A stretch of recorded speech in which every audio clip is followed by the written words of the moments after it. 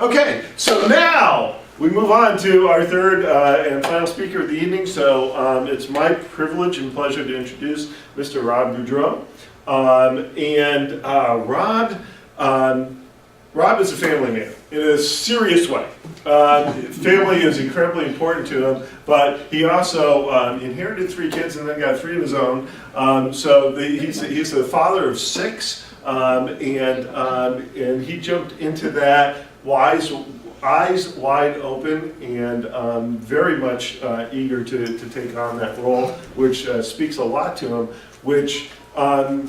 And he's got all these other credentials up here. And one of the things I've never really gotten, Rob has done very well for himself.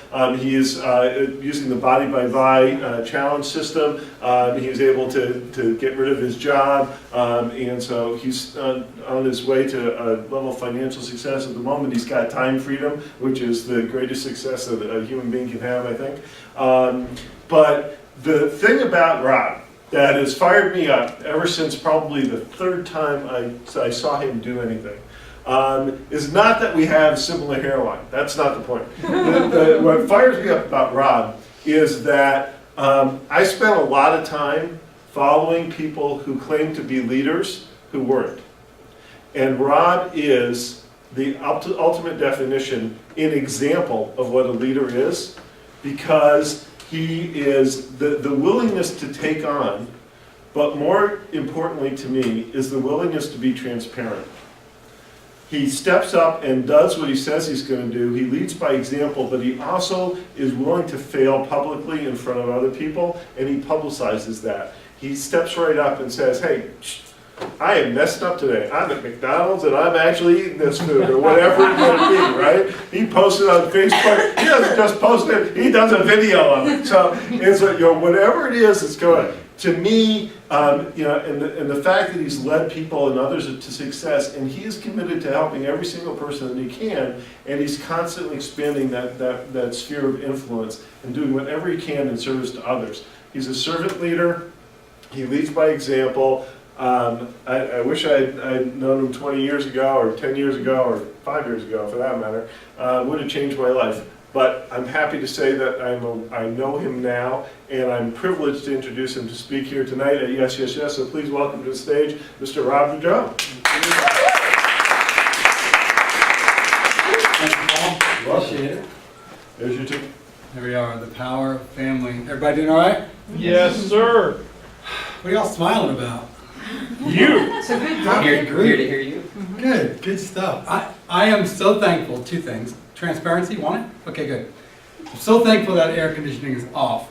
I don't know how you did it, brother, because I had my hands inside my vest. It was horrendous. The second thing is, thanks, Chrisanne, the speaker had to use the restroom, so that's okay. That awkward moment when, well, at least Chrisanne's going to leave on time, but Rob's going to dance around this room and make those cameras go crazy. Thanks for coming. It's Tuesday, and you could be 1,000 different places, but there's really one you probably want to be, and that's on your couch in your comfort zone. Yes. You know, learning how to program. Did you say VCR? What is that? What is VCR? Does anyone have one of those anymore? I mean, I guess somebody does, but I remember I wasn't the person. It would blink, blink, blink. I'm so thankful Bright House, because they have that. It's always on. That time's always on there. So. But thank you for coming. You broke out of your comfort zone to get here, and I hope you've got something of value. I know I have already. I love the transparency. I love the mastermind concept. I love community. And one of the things I'm really passionate about also that Paul referenced was my love of family. And I love the fact that I'm going to talk a little bit about community and family today, but I'm going to kind of tweak it a little bit in celebration of what Shane was talking about bringing down that transparency. I'm not going to have you guys expose any of your your wounds, your scars, your dings and scratches. I'm going to go ahead and throw some at you, and just in a way of real authentic community, because I think that's where true change happens. It's inspiring when people take down a wall, isn't it? When people just drop it and go, you know what, this is me. Like John would have loved to have been in that meeting the other day, that Mastermind Alliance, when they were somebody just drops the bomb, I remember I was in a small group one day, a bunch of guys. We called ourselves the Emasculators. And we go through Wild at Heart, you know, this great book by John Eldredge. If you've not read it, if you're a guy, girl, doesn't matter, read Wild at Heart. Changed my perspective on what authentic manhood really is, as opposed to what the church was teaching me what it was. And I remember I was in this group of guys, and we're just, I mean, every day, every week we'd meet and we'd talk a little bit about the book, and none of the guys would really have read it, you know. And it just kind of went like that if you've ever been in that type of small group. And we'd have food, normally involving some sort of chicken wings, and we'd talk for about 10 minutes about something, we'd pray a little bit, and then we'd just chit-chat, right? We called that community. And I remember this one time, this guy, he was just a member of the group, a friend of mine named Chuck, and Chuck was just sitting there, and we're about to wrap this group up. He goes, guys, we got to play around or what? My marriage is falling apart. My wife's left me. And in that moment, it hit me that we were blowing community. And we substituted hanging out with community. And there's a difference. And I would contend that most people in this society don't have a safe place to land when it comes to authentic community. What Shane was talking about being transparent and about being trustworthy and just opening the game with trust rather than having it something that's earned, that's not being preached in society. And I thank you for bringing that. And the great thing about community is that because you've made the decision and an investment to be here tonight, that message can be multiplied by over 10. That's the power of community. That's how impact and world change begins to happen. So tonight, I'm going to begin talking a little bit about the power of family and community. I'm a family man. Like I said, I got 6 kids. You guys are doing the math a little bit about the 26. They said, you got a 25-year-old? They say he's 26. I just kind of let it rest in there a little bit, let people think that I'm older than I really am. The true story was, I was 16 years ago, I began my educational career at a little school called Sykes Elementary, and I met this beautiful woman at a parent conference. There's this little guy, if you've ever been to Black and Brew, order the coffee, and there's a guy that's got tattoos all over his arms, he's got slick back hair. That's my son, my oldest son, Josh, he's 26, and he was in 4th grade at the time, and he was a little pistol. And, he didn't want to do work. He was a good kid, but you know, he just didn't have the plans when it came to maturity. So we had a parent conference, and those blue eyes walked in that room, and I said, "Oh my goodness," trying to be appropriate and everything. And we had a parent conference on Valentine's Day, and it was a parent conference, totally professional. The other teacher was there. I was an intern teacher, and the overseeing teacher asked her, said, "So Cindy, what are you going to do tonight? It's Valentine's Day." And she was recently divorced, and she said, "I'm spending it with 3 favorite men in my life," and she was talking about her boys, and my heart just went, done. So at that point, I remember making the decision to marry Cindy, because I wanted to spend the rest of my life with that woman. And once I made that decision, I looked behind her. I said, "What you got? Okay, we can deal with anything, because I know that I want to spend my life with you." So we have this little dream. For 15 years, I was a school teacher. I taught at Mulberry Middle School for a long time, and then I went over to Lakeland Christian School. I was a youth pastor for a long time. So I have my roots deeply sunk into this community. It's hard for me to go to Publix and not see somebody that I know, or that I taught, or that I wish I didn't teach. I've had those times as well, especially when they're your server or something like that. You're like, "Oh my goodness, this is fun." But 2 years ago, my wife and I put a plan in action. It was called Operation You and Me Together. And our desire was always to kind of work side by side and just go on, because I didn't know her without kids. So we had this dream of, hey, what if when the kids went to school, we just went on dates all the time?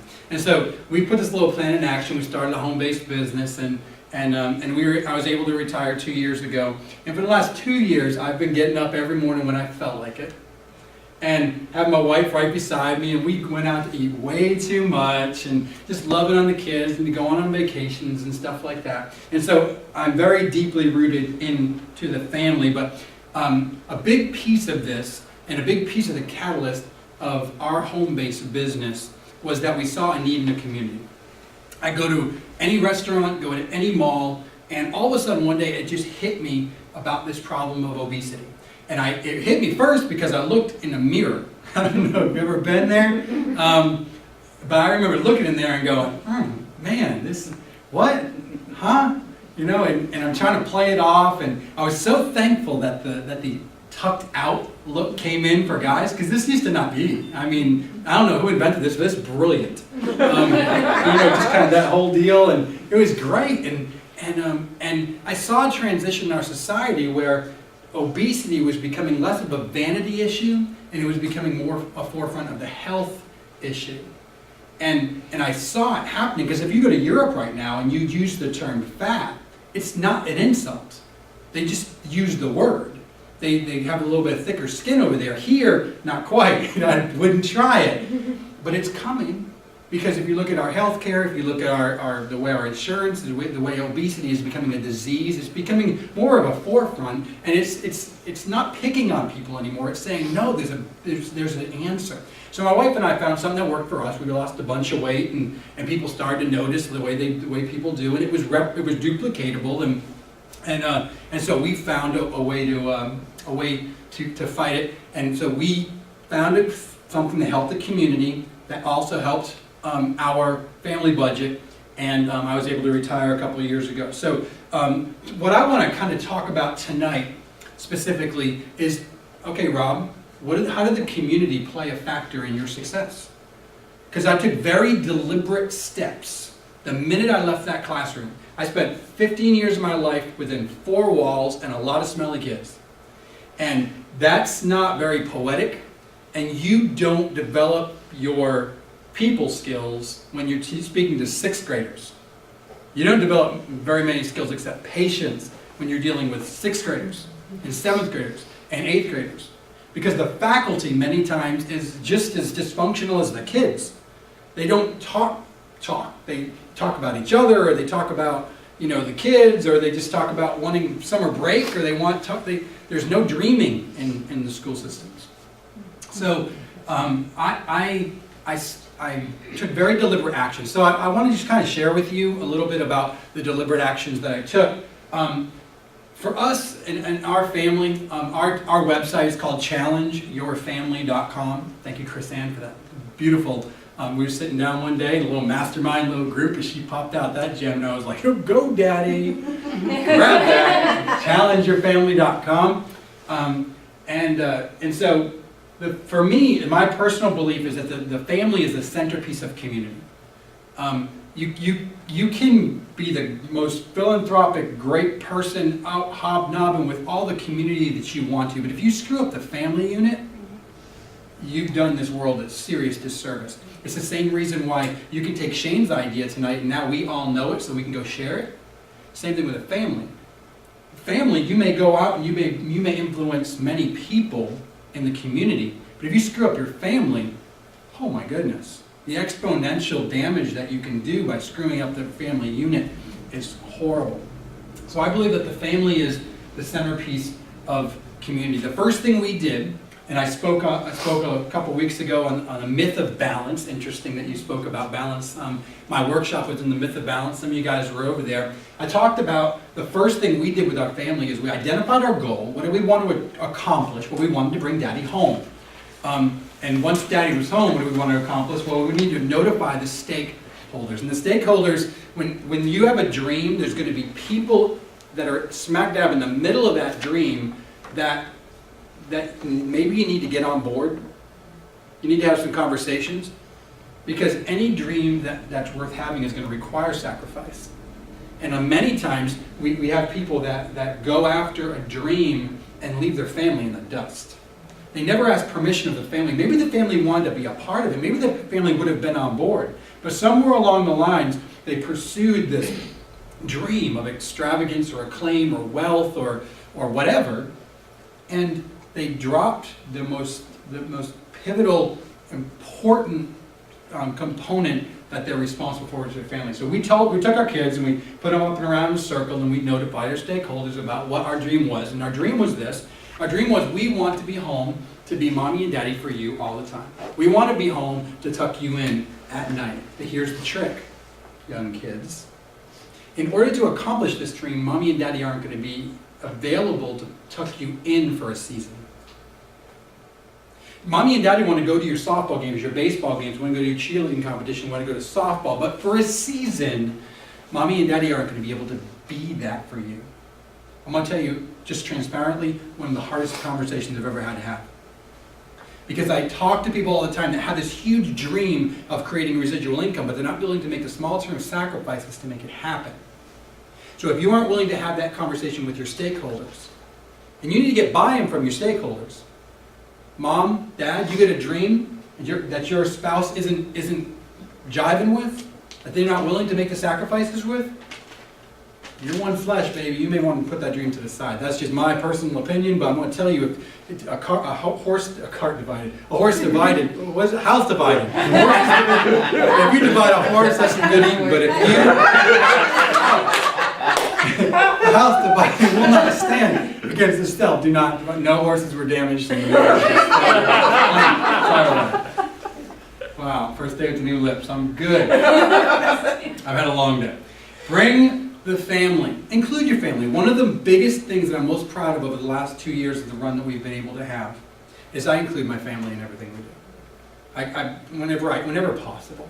One of my pride and joy moments was when Mayor, is this Mayor-elect still? Okay, Mayor-elect. Howard Wiggs. I was sitting at an LBL little breakfast thing one day, and Howard's talking. I'd never even talked to Howard. I didn't know Howard, but I knew of him. And so I asked this question. I guess it was a pretty good question. I don't know, because afterwards he said, "Hey Rob, I want you to get a couple people together, and I want to buy you lunch." I'm like, "Come on, let's do it. I'll let you buy me lunch all day." You really only need it once a day, but you get my point. So I got some people together that I thought had some pretty good opinions, and that maybe wouldn't get along with each other, sort of the mastermind alliance type thing. Some people that were fringy, you know. I don't want to just save people in there. I want some questions, because I'm not brilliant, but I know some people that are brilliant. Got them in a room, and that day my daughter was sitting over there, and I said, "Kylie, get dressed. Put on your Sunday best. Come with me." "Where are we going, Daddy?" I said, "You want to meet the mayor." She said, "What?" I said, "I want you to come with me, because I want you to hear how adults talk when the gloves are off. I want you to hear tough questions being asked." And so my daughter came in the middle of this power lunch with a guy that wants to be mayor and some people with some pretty strong opinions that may or may not have cussed. But it was an interesting lunch nonetheless. It was so valuable. I brought her with me. Why? Because someday Daddy's not going to be around. Because I want her, I got to pay it forward. That's my primary responsibility, is to create that young lady and my boys to be godly, upstanding, trustworthy, reputable people. That's our mission. And so another thing I do with my kids is I have them go shadow professionals. They'll go to like Tram Toadvine over at Southern Paws Pet Resort. She's gone over to All Creatures Animal Clinic and watched surgery happen.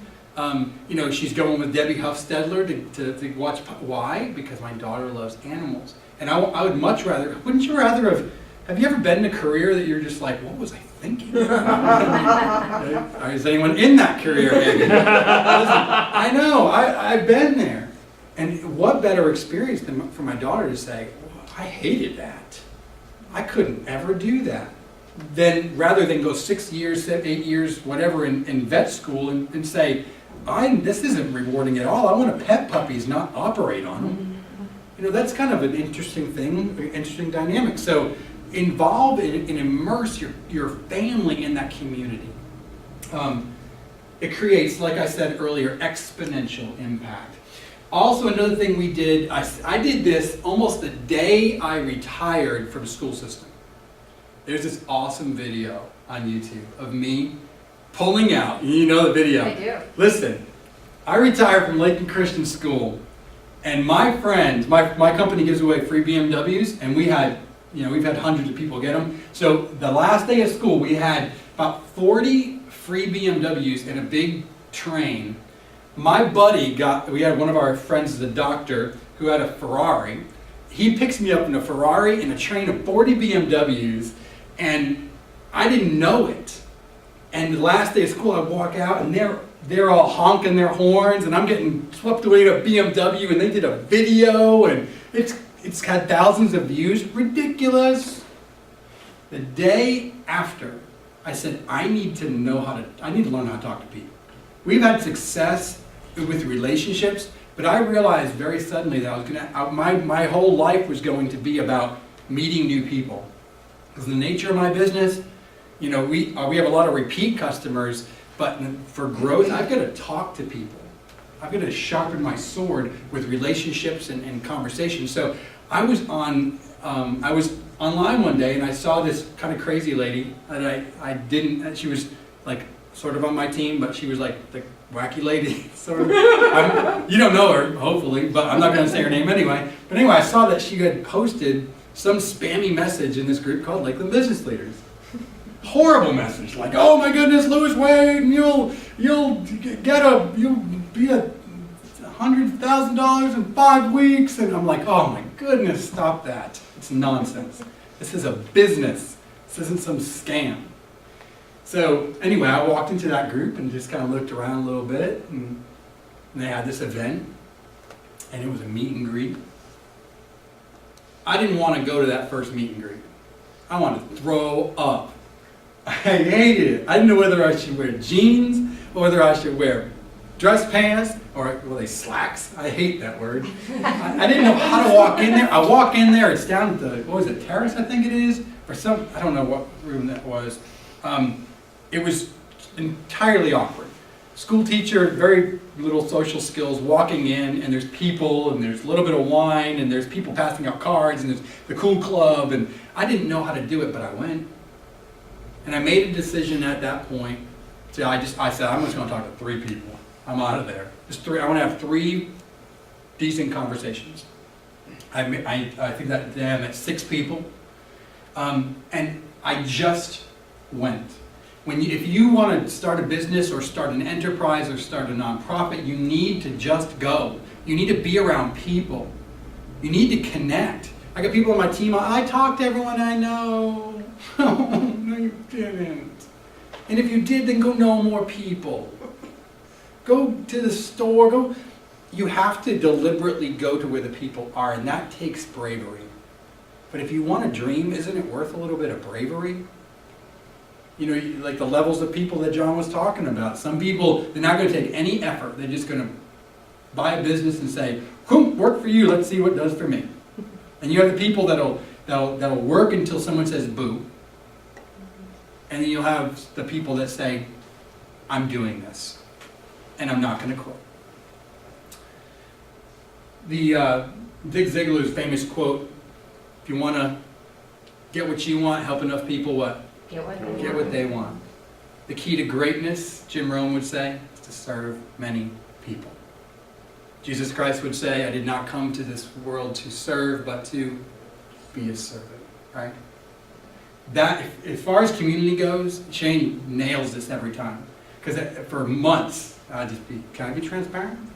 I was trying to figure out what his angle was with this just charity thing. It's just charity. It's just charity. It's just charity. Is it just charity? I was just like, I'd look at that little domain name and I'd pronounce it different ways. Is it just charity? I didn't know.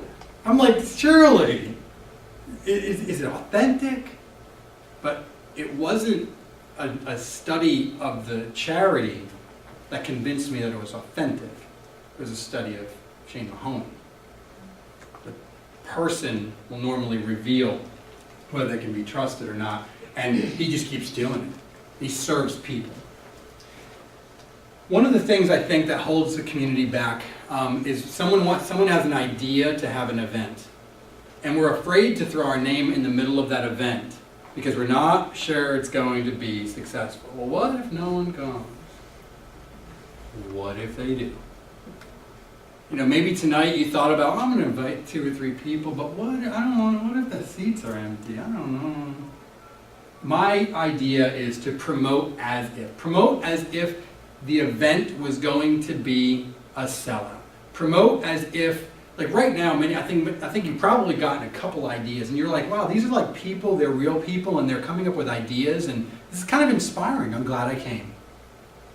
Imagine if you would have invited someone, and then they'd walk away with that same thought.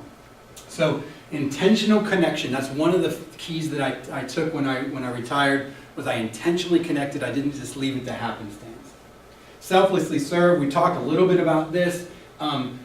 One of the things I did was promote others. I played this thing called the networking game I developed. And this networking game was kind of interesting. When I walked into a networking event, my goal was to meet how many people? Three people. You can do this in 30, 45 minutes. I mean, sometimes it doesn't even take that. But I always say, whenever they came time, I say, what do you do? Tell me about what you do. And you ask that whole question. And when they give me a card, I say, can you give me 2 cards? I say, because my desire is I want to give you business within 30 days. My job is to give that card and to hand it to somebody to get you business in 30 days. Tell you what that has done for my business.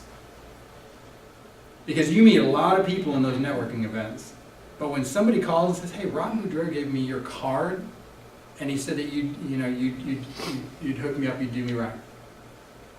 That's just powerful. I've found tremendous success in that little one technique there. And we talked about this, someone talked about that earlier, celebrate the wins of people. Don't be afraid to celebrate people's wins. The last discussion I had, I talked about if you're ever jealous of somebody. Nobody ever admits they're jealous. Greed, our culture, our society, kind of greed's okay, anger's okay. It is okay. Greed's okay. Well, I want more money. How backwards that whole concept. But in this culture, your jealousy is not an attribute. Like, nobody wants to say they're jealous. They want to just be standoffish, say, "Oh, you ain't all that." But jealousy. What's the antidote for jealousy? Anyone remember from the last time? Charles Stanley wrote a book called "The Monster Within." The antidote for jealousy is to celebrate the successes of others. If you ever feel your jealousy, the green monster of jealousy rising up within you, you celebrate the success of others to the point where it hurts.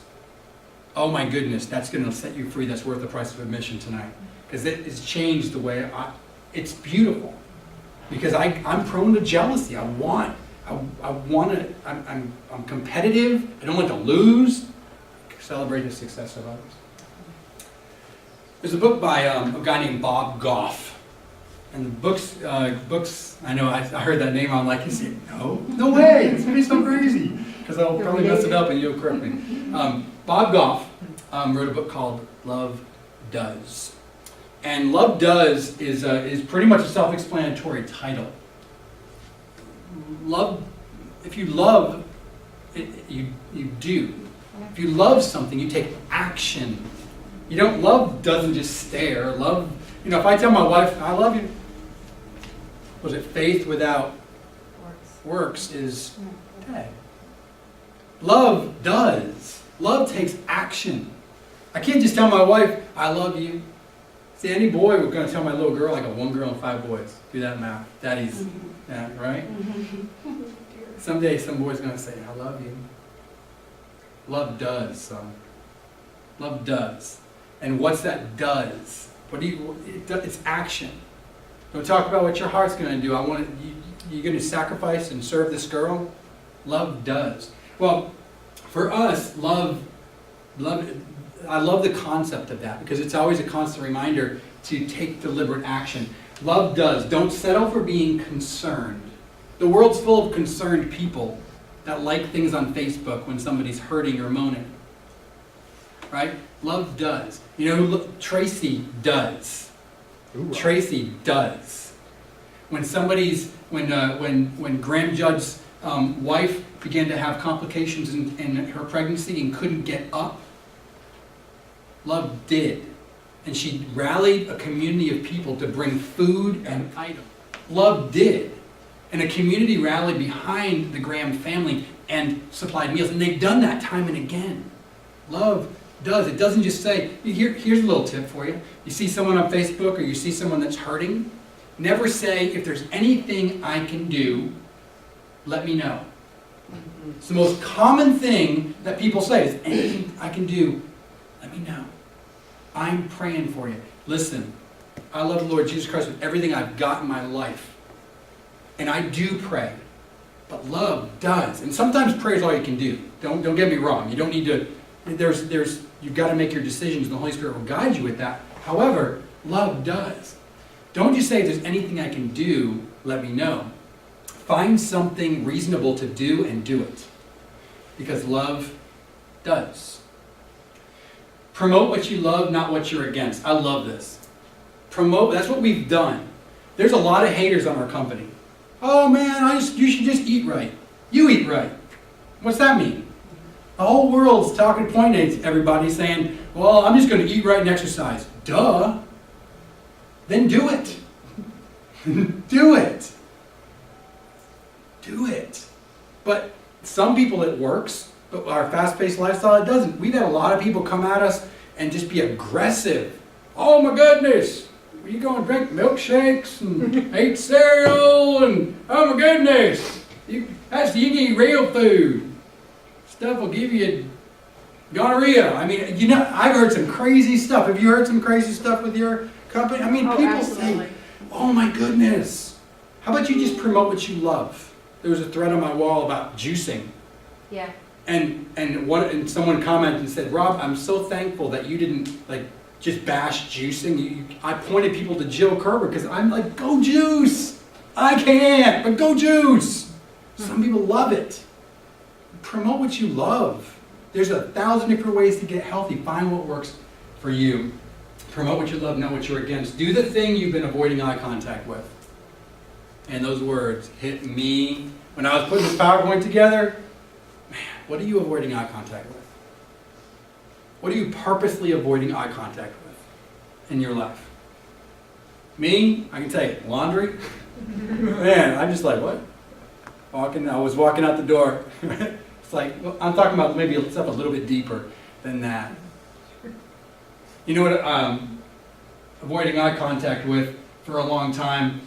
Recently, and this is real transparent, recently I wrote a blog post about from when I was sexually molested when I was a child. I'm old, not as old as some, but older than some. And I haven't even said those words. I think I said in my first little talk here, but it was nice and safe. Put it out there in the interwebs, out there, and didn't tell anyone about it. Because the whole premise here is, I'm sick of keeping it a secret. I'm not going into big details and stuff, but I want people to know, and I want to be transparent because it's a point of ministry. People can then come to me because they're like, wow, I've got to get this off my chest. What's interesting is, although I've never shared it in my life, I've had so many people come to me and just start pouring their hurts onto me and telling me what happened to them when they were a child. And I'll be like, I know, because it happened to me. So I wanted to expand that ministry. So I wrote that little thing one day, and it was tough to write. I'm like putting in the words, and it was all about a mosaic.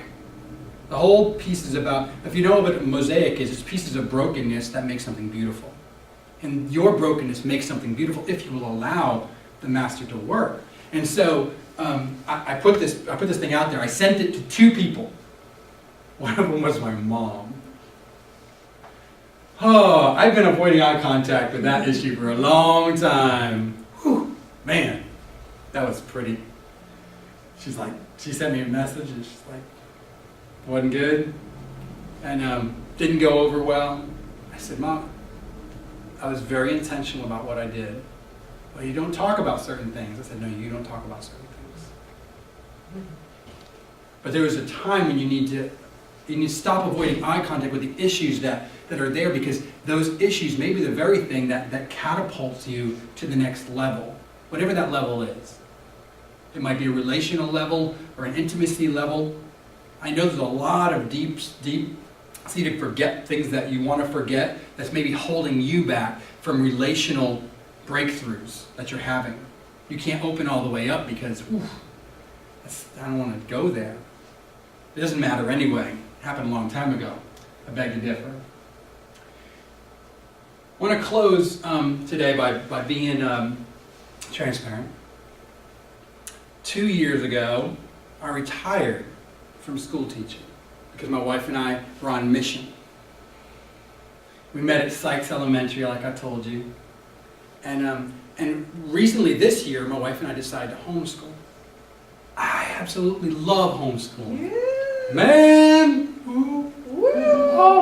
I would teach my kids every morning. We do devotions, we do all these lessons, we do all this stuff. We had this magic going on. And I can't tell you the number of people that sent me private messages that would put on my wall, that would do all this stuff. Man, wish I could do that. I found myself falling back in love with teaching, much to my dismay. Because homeboy been dating his wife for 2 years, sending the kids off, doing all this stuff. I fell in love with teaching. Got a mastermind group, started talking with them, was really convicted. Because I got a couple specific things like, Rob, I wish my son would have had you for a teacher. I wish, that you hear this stuff. And it's more than just a shot in the arm of confidence or encouragement. Because when you realize that you see this great quote, anyone ever see Chariots of Fire?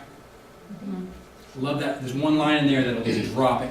Chariots of Fire says, it's a story about a missionary that his parents want him to go to China, and he's a runner. He's fast, and you know the famous line I'm talking about. If you've seen it, he says, yes, God has made me for China, but He's also made me fast, and when I run, I feel His pleasure. God has made me for China, but He's also made me fast, and when I run, I feel His pleasure. God has made me to crush obesity, but He's also made me a teacher, and when I teach, I feel His pleasure. Ladies and gentlemen, today was my first day as a 4th grade teacher of reading and writing at Sykes Elementary. Really? It was a huge decision. I had to get up at the crack of dawn. I had to pack a lunch. I had to miss an LBL breakfast. I had to get out of my comfort zone because I am a family man who's committed to community. And I have to make that impact. And he made me to teach. And for me to just have those 3 great kids and to just do everything that we're doing, I was convicted. And I didn't take the decision lightly at all, but I made it very deliberately. And my wife's totally on board with it as well. Because it's a season. It's a season. And one thing you better be is obedient. Because I've walked out of obedience more in my life than I've probably walked in it. And it is not a comfortable thing at all. So I just want to leave that with you tonight. That my passion, and as well as I believe probably your passion, is community. And sometimes you got to make difficult decisions because it's the right thing to do. It's what you were called to do. And I think maybe tonight there's some people that you've been avoiding eye contact with that decision, like I was avoiding eye contact with teaching for a long time because I have a Facebook profile to live up to, and I'm supposed to be the guy that loves this and does this and goes here, but sometimes you're just called to obedience. If you want to continue to, and I'll be writing a little bit about this transition. I haven't posted this on Facebook or anything. Nobody knows I'm a school teacher. I'm like really quiet about it. I'll be posting my journey on challengerfamily.com. I encourage you to go to subscribe to that. Guys, I'm Rob Beaudreault. Thanks for coming again tonight.